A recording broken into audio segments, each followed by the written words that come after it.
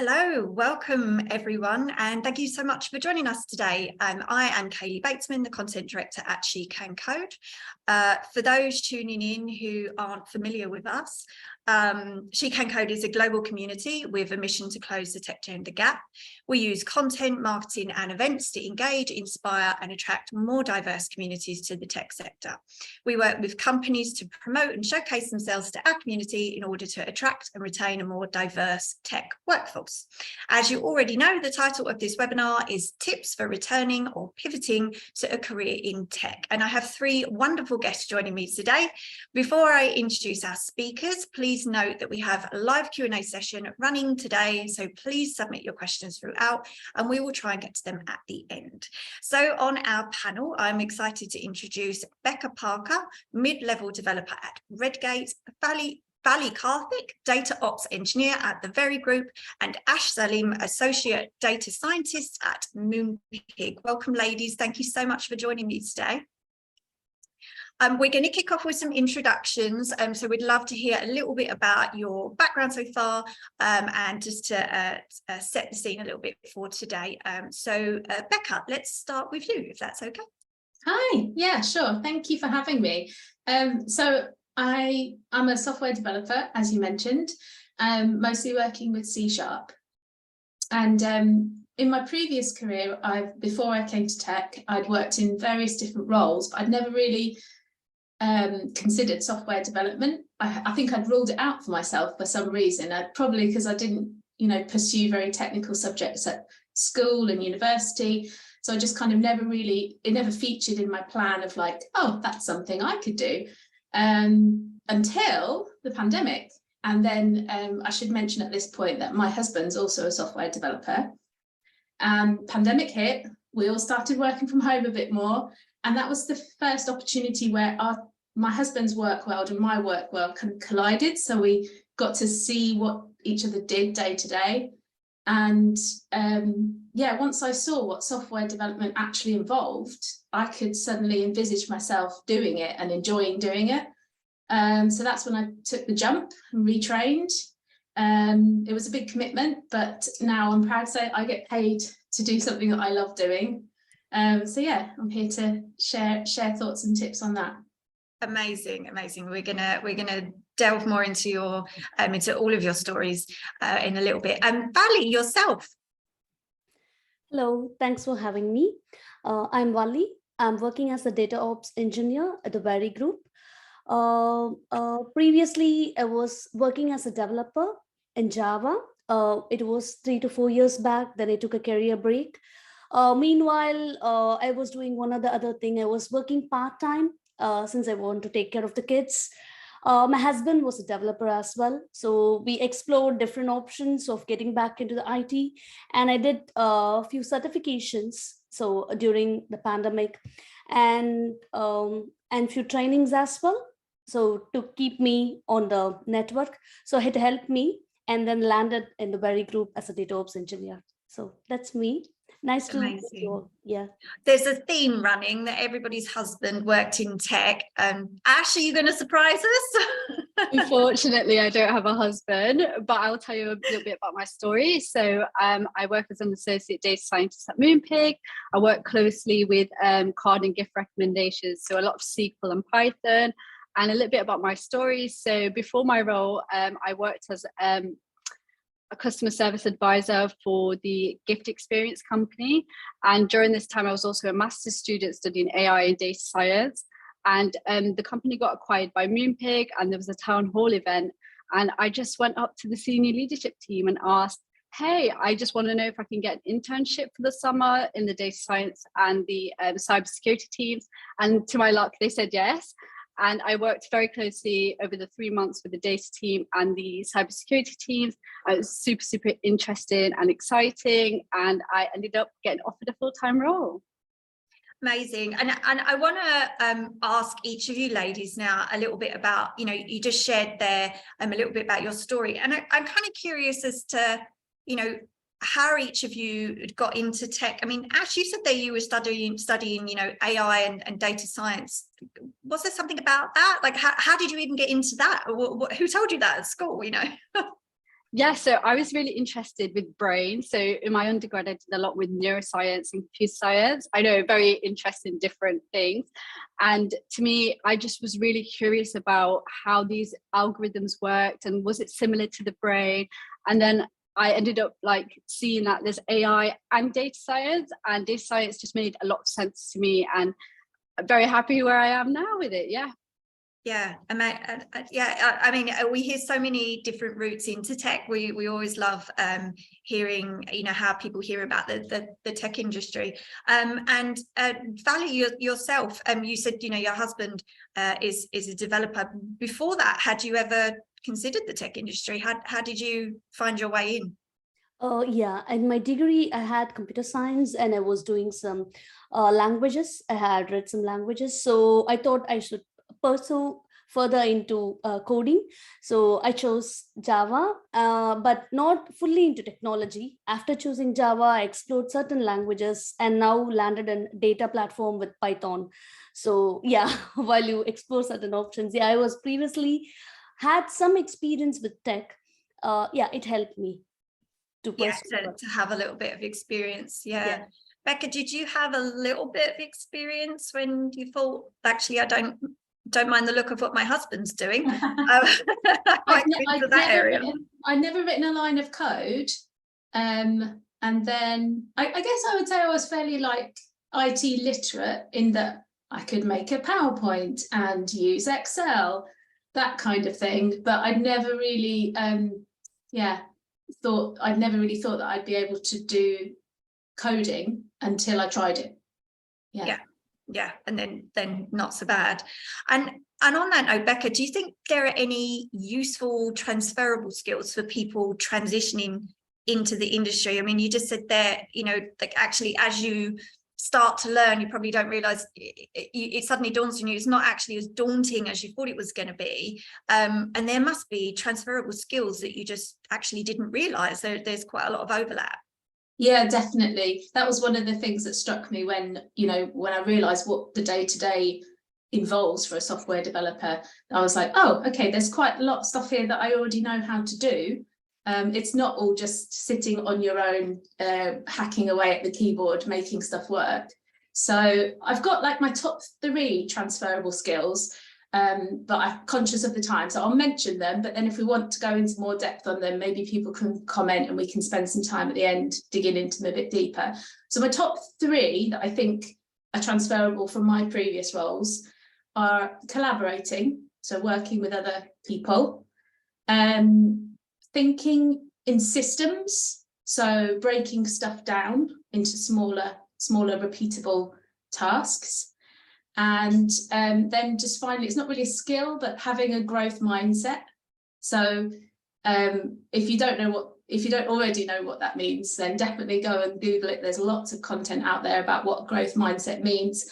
But I think that's probably the thing that's been most helpful to me, transitioning from a completely different industry into the tech industry, is having that outlook. And then I'll sneak in a sneaky 4th one, which is if you've ever had to speak more than one language, natural language, right? So like human languages, I think picking up like the grammar and the syntax of a coding language is probably a bit easier for you if you've spoken a different language. Oh yeah, that's great advice. Yeah, I think those transferable skills as well, and until you try something new, also, you know, you almost don't realize. But we were speaking to a lady on our podcast recently, and she said to me, you know, when she transitioned into tech, she previously had 15 years experience in work, so it wasn't like she just came in cold and she didn't know how to function in a workplace. And she said all of those skills that you bring with you, you know, actually it's not as scary as you think it's going to be to transition into a new career. Valley and Ash, what are your experiences, you know, in terms of transferable skills? Is there anything that you've learned along the way? I think working collaboratively. So you should be able to work together, because while you get into IT, it's not alone you should work together. There will be a development platform, testing, and then there will be a HR all together. So that's how it works. And then, yeah, you should be always proactive and looking to learn. So that's a major thing I would say. So the technology keeps on evolving and changing every moment. So whatever we know 10 years back, it's not in the industry right now. So all those, so that's the thing I would say. So the eager should be there to learn. So if you're willing to learn, usually there'll be a supportive environment in the technology, in IT, while you come. So yeah, that's my piece of thing for the transition. Yeah, it's interesting there, actually, that you mentioned collaborating, because I don't know if you ladies and Ash, I don't know if you felt this when you moved into tech, but sometimes there's that stereotype, isn't there, that actually developers, they just work on their own, it's quite siloed. But Vali, as you just said, actually you collaborate quite a lot within a team. There's almost that stereotype, isn't there, you're just going to be on your own and that's it. Which doesn't happen. Vali, on that note, did you have any technical knowledge before you transitioned into tech? Did you mentioned that you had a bit of a background there, but did you have any technical knowledge before you started taking training in a specific area? I could say it's partially because I was not fully into tech just for a year, and then I was into retail for some few years since I was working part-time. So those times I don't have a full knowledge of tech. Then again, I dig in and got some training and stuff. So it was partially, not fully I had the knowledge, but while I had the confidence to get into tech and I got exploring more stuff, then it's the learning part where I started everything. Yes, yeah, and because Becky, you mentioned that actually you hadn't written a line of code before. I take it you didn't have any technical knowledge beforehand, or what we would refer to as, a training boot camp or anything like that. You just kind of thought, this is for me, and I'm going to give it a go. Yeah, so that's what the way that I retrained was through a boot camp. I saw someone's asking questions as well in the Q&A. But before the boot camp, had I written any code? I think I'd written a little bit, and then there was a taster activity that the boot camp wanted you to complete before you would be accepted onto the training course. But no, I think as a school child and then later in life, it hadn't featured at all. So yeah, which is, it's good to hear, because ladies that want to transition, that have not tried something like that before, it's great to hear that you don't have to have that technical knowledge. Ash, yourself, I mean, you came from it sounds like a technical background with the AI and the data science, but when you actually transitioned into tech, the things that you use now, were you doing them beforehand, or was it actually when you got into tech you realized, I've kind of trained a little bit, but I need to take some extra courses, and it's not going to be that daunting actually now I'm looking at it? Yeah, definitely. I think one big thing to say is that I am still constantly learning new things, and transitioning from a theoretical perspective to a fast-paced industry was such a big jump and a big learning curve. But I think, with the support of my mentors and my managers and my team, I've been able to learn on the job as well. So it takes off that big pressure and weight off my shoulders, where I don't think, wow, I'm out of my depth. But it's also having that curiosity of being oh, how does that work? Or I wonder how that fits into this. And we have a lot of projects that we work on that we collaborate with other teams. And I think just speaking out and asking questions and being oh, I don't know, I don't really know how that works. How can I learn this? And everyone's just so happy to help. And I think another thing for me is learning from different resources. So I'm quite an auditory learner. So YouTube is a big help for me. When I don't understand something, I just whack it into YouTube. And having these different learning resources takes off that pressure of being wow, I'm out of my depth. Yeah. Yes, yeah, and I think there is that worry, as you said, about not knowing things when you get in. Ash, did you have that there's that stereotype of the tech industry must be really boring, it must be full of very dull and dry people. Did you think that before you got in? You were still attracted to come into the tech sector. What did you think of it before you transitioned in? definitely, I think there's a massive stereotype where you think everyone just codes all day, nobody speaks to each other. But coming into the industry with such a fantastic company, I was able to learn so much in such a short time. I've only been at Moonpig for less than a year, and you learn constantly. And I think that's what fulfills like my passion in data science, is just the constant evolution of tech. And like, I know I have a lot of like background in AI, so when I read about AI, I was like, wow, like different companies do different kind of things, and I think it just sparks that interest and sparks that like passion to like continue with it. And really, like, you know, being at part of like diversity inclusion teams at Moonpig, I think it takes off that stereotype it's boring.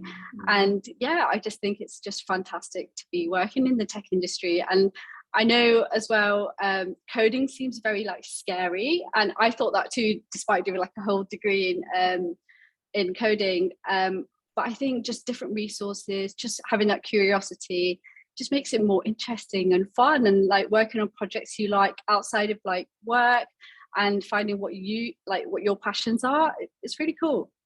Yeah, I agree. And Becca, hearing it from home, was that, I take it that wasn't your impression? I take it your husband hadn't given you the impression that it's a boring sector to go into. Surely he must have said something where you thought, you know what, actually that would be a great career, where he, you know, must have lots of choice of where to take his career, you know, well paid, travel a lot. You know, did you hear those kind of things from home and you thought, yeah, that's for me? Yeah, I think you're right that obviously I would be in big trouble if I said, oh, I thought all coders were boring, because I was married to one. I'm still married to one. But yeah, I definitely had a misconception about what it meant to be a software developer and how you would operate with your colleagues, which was smashed like when we started working from home, and I really kind of understood what they were doing all day. Yes, yeah, I agree. Once you get into the job, and then suddenly you realise.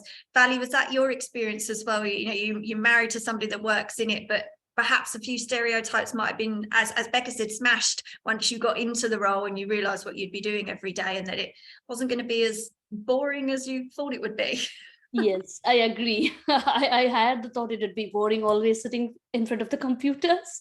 So even though my husband was working into coding, yeah. But while I get into the industry, I came to know that it's not as such we have in our mind. It's totally different.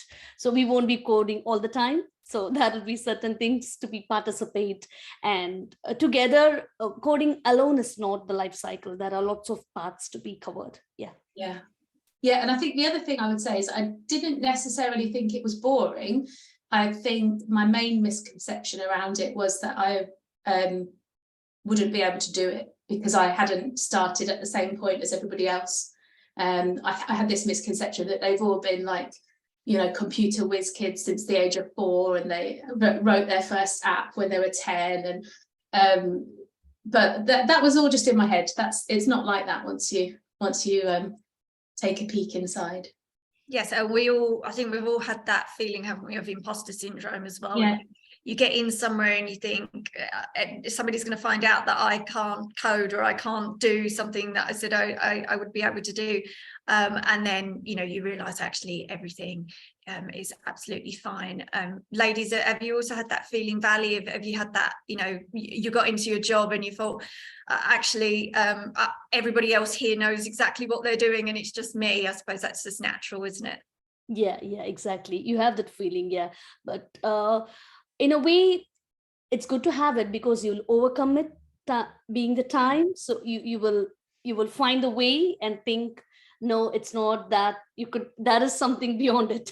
So yes, yeah. And I suppose, Ash, actually that's also just starting in work as well, isn't it? It's that feeling of I've just landed in the workplace, whether you've started as a graduate or you're returning to work or transitioning. It's actually just starting something new, isn't it? You know, Ash, do you feel that way when you hit the workplace and thought, oh gosh, everybody else knows what they're doing, it's just me? Yeah, I think 100% that feeling of, oh my God, I'm here, what do I do? but I think it's just asking the right questions and just, again, being curious about how things work. And I know sometimes it's a bit awkward to be like, sorry, I don't know what that means. Or for me, it was a lot of like business lingo or like a lot of data science lingo I wasn't used to back when I was a student. So it was just like, sorry, like, can you just let me know what that means? And yeah, I think just stay curious, just be like, find that passion in your everyday today, and it just helps you, like, you know, fulfill yourself. Yeah, actually, Ash, you mentioned earlier that you have mentors, which is fantastic. Is that the type of advice they've given you, you know, when you started and you was just thinking, or is it just me? I'm assuming just having a mentor and hearing that from them makes you feel so much more comfortable. Actually, everybody's feeling the same way as me. Yeah, definitely. My mentor on the data science team truly supports me, especially when things get challenging and I don't know how to do things, and or I just don't know how to fix this thing that's not working. And having someone to reach out to and having that network around you where you can just shoot them a quick message and be like, hey, I don't really know what to do in this. It allows you to really feel comfortable and carry on learning, because you're still learning. I feel like every day as tech advances and evolves, we're all still learning. So having that person to go to, and it just makes things a lot easier. Yes, yeah. And I suppose as well, we think things are going to be easier if you have a computer science degree and you've been through one. Yeah. But Becca, I mean, what about if you don't have a computer science degree? Still possible to get into the industry, right? You might think that you're going to struggle, but you know, you can still get in anyway. Turns out, yeah. So my degree was French and Spanish, and that was longer ago than I care to admit.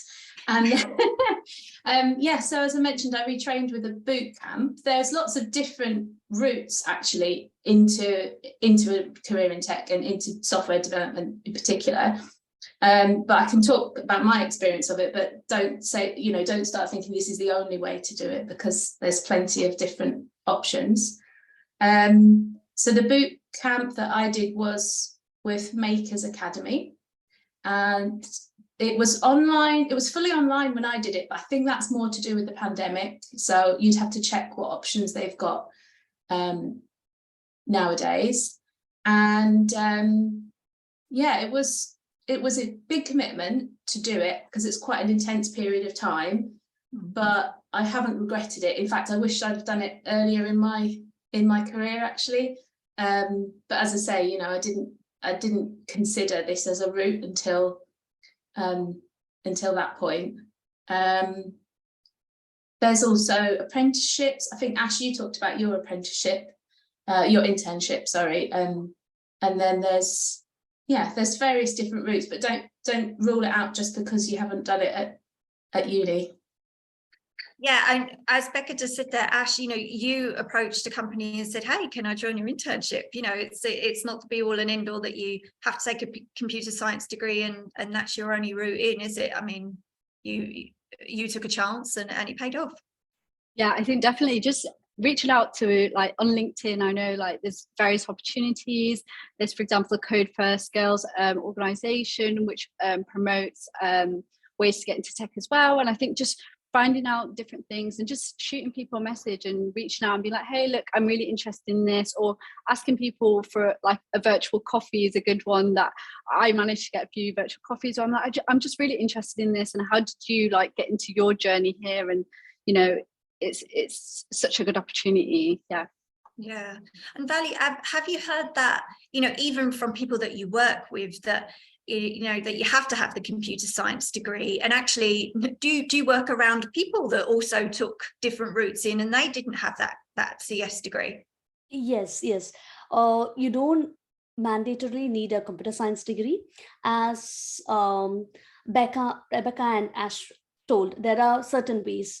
Code First Girls is a good medium. They have short-term training courses. It's just 8 weeks. I have taken one and it helps a lot. So there are lots of boot camps, and then you have certifications. If you're specific, you want to go into AWS or into development, you have certain, for example, there are lots of languages in testing, in web development. There are certifications. You can study on your own time and you can write the certification and you can place it in LinkedIn. The certifications plays a major role. If you have a certificate, you would be called even though you're not in a tech background. So it plays a major role. And yeah, be active in your LinkedIn. And one more tip from my side would be do a small project. It need not to be a bigger one as you do in a college. It's just a small code. You test it and make it run. The small projects, you can speak about it, even though you don't have a technical background.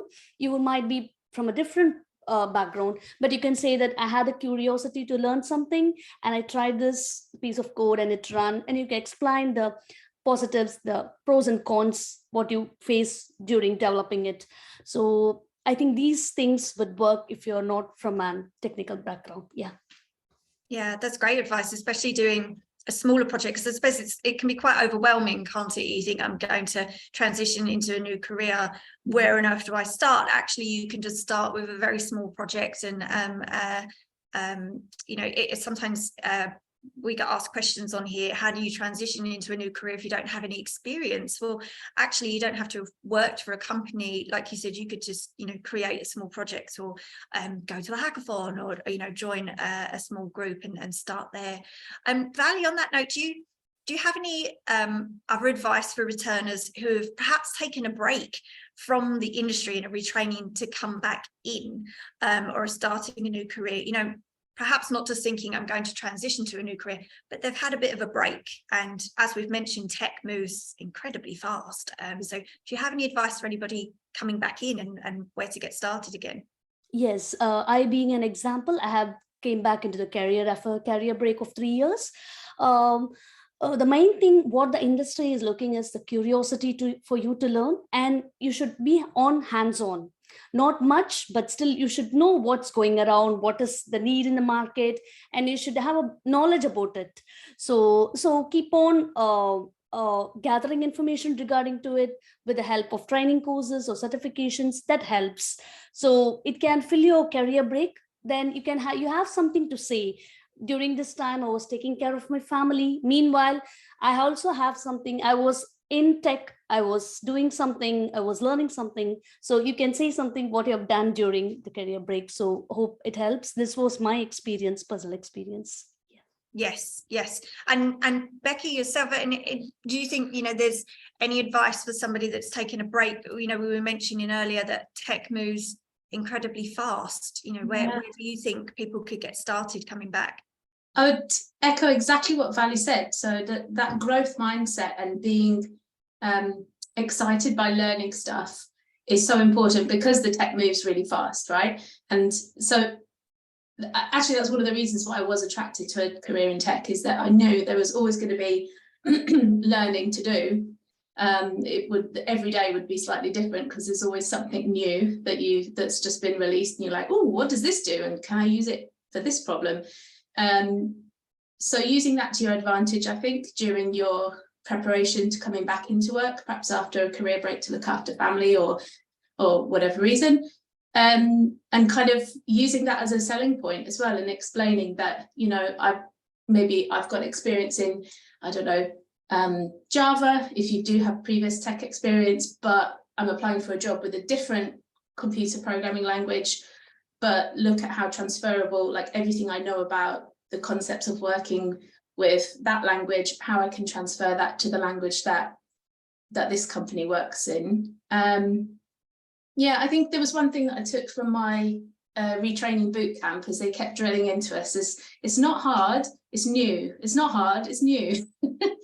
Yes. and just remembering as well, that helps with imposter syndrome a bit, because if it's new for everybody. It's not just new for you. So yeah, keeping that growth mindset and the curiosity to learn is definitely a top tip.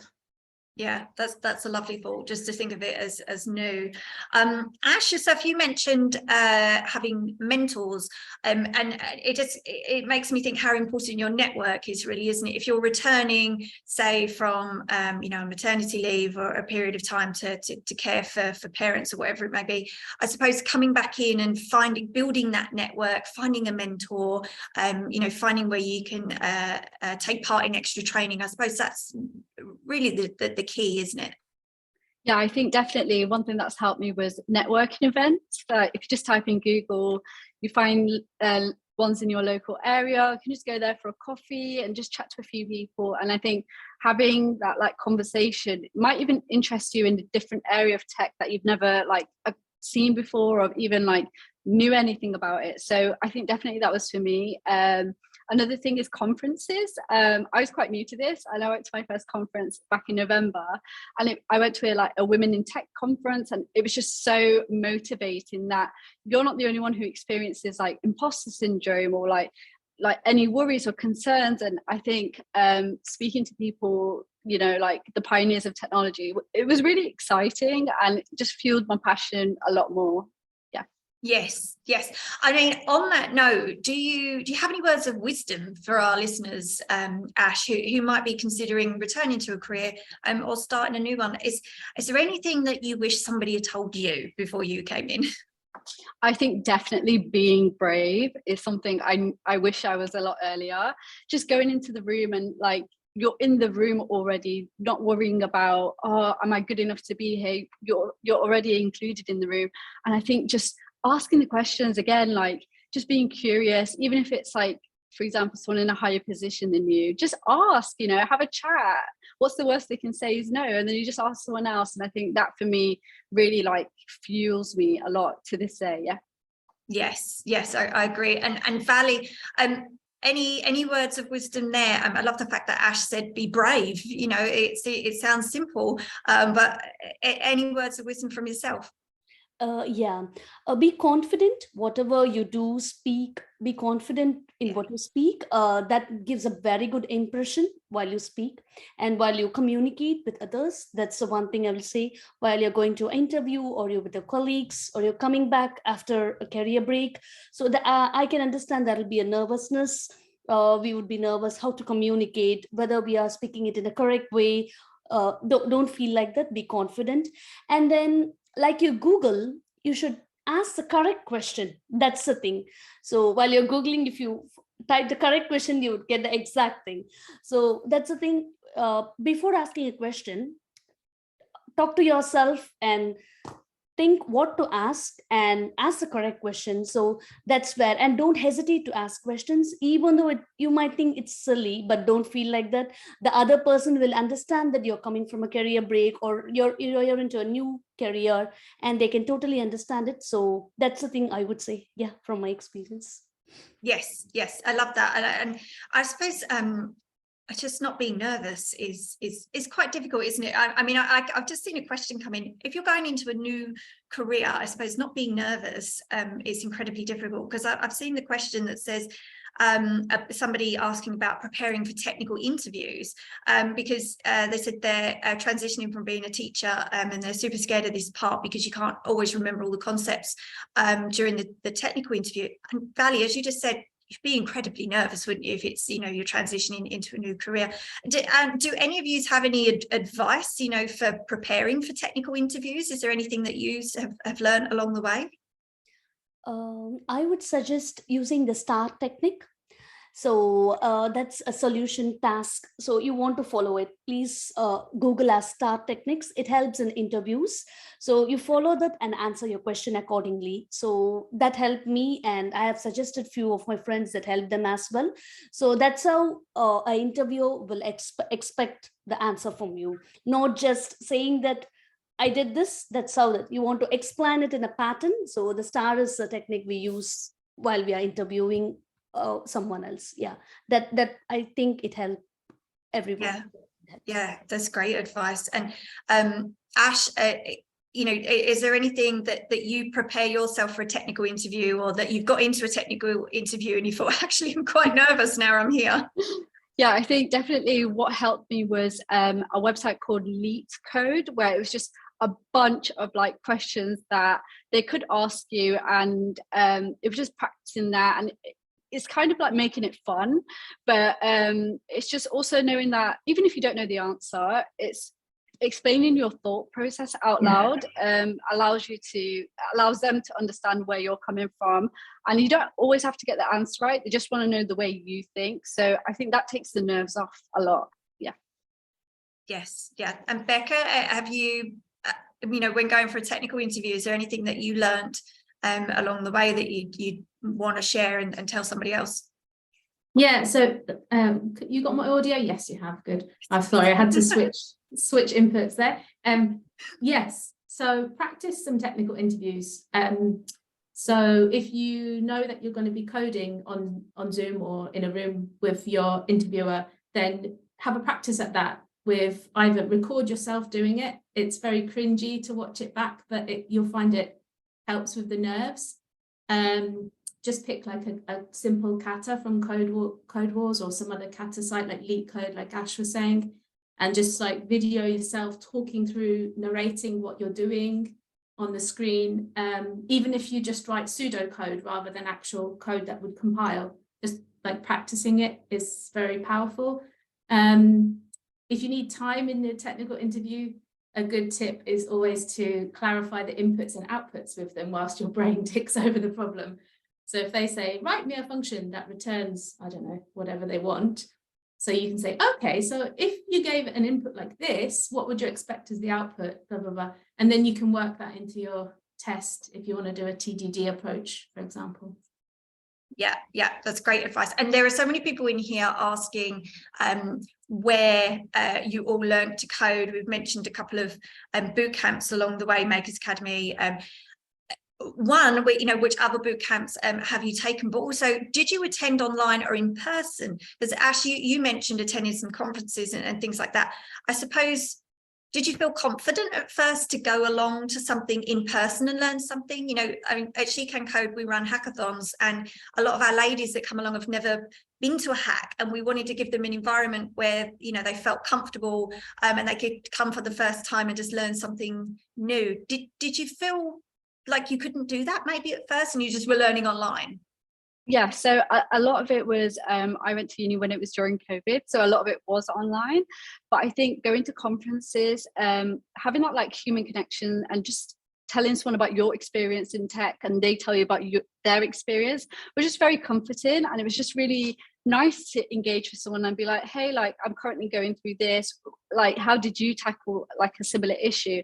And I think at first, when you're in a room full of people and they're all looking at you, you feel like they're all looking at you. They're not. Everyone's there for the same purpose, you know, to connect, to network, to learn, to engage with other people. And I think, you know, having the opportunity is taking it and like grabbing it and like going for it. And I think that fills you with more confidence as time goes on. Yeah, and to all of you, feel free to jump in, but there any other boot camps that you've done? Perhaps you initially did, so Becky, you said you did Makers Academy at first, it was quite intense, but are there any others along the way that any of you have taken that perhaps not as intense to help with that, you know, that growth mindset to keep learning? Yeah, so I actually was an instructor for Code First Girls for HTML and CSS for 8 weeks. And this was back at like university, and it was just helping people who have never coded before basically produce a website that was like functioning and had like JavaScript behind it. It was really exciting. And I think starting like a boot camp or a program where everyone just starts off at the same level is a lot easier than going in and being like, oh my God, I don't know what's going on. But I think definitely look for Code First Girls and just see, like Vali said, that there was courses online you can take. I know for data science, there's quite a few Google Analytics courses, and also Fast AI is another data science like inspired course. Yeah, if anyone's looking for data science, yeah.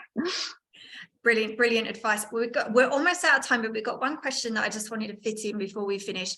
Somebody has said, I'm an older woman and I'm looking to transition into the tech industry, but I'm worried, is it too late? I'm worried I'll be a fish out of water. What would you ladies say to whoever put that question in the group? Is it sometimes too late to learn, or is it never too late? Not at all. Age is not at all a matter. I have a colleague, she joined around her 50s, and she was in a different career.